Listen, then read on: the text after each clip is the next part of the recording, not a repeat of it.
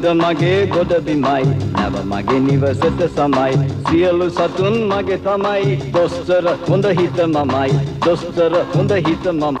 කොහේ හටෙන් දැන් අපි බලමු කොතනද වේදනාව තියෙන්නේ උගුරු දණ්ඩ ඇතුලේ ඉතින් මොකද්ද ડોක්ටර් ලෙඩේ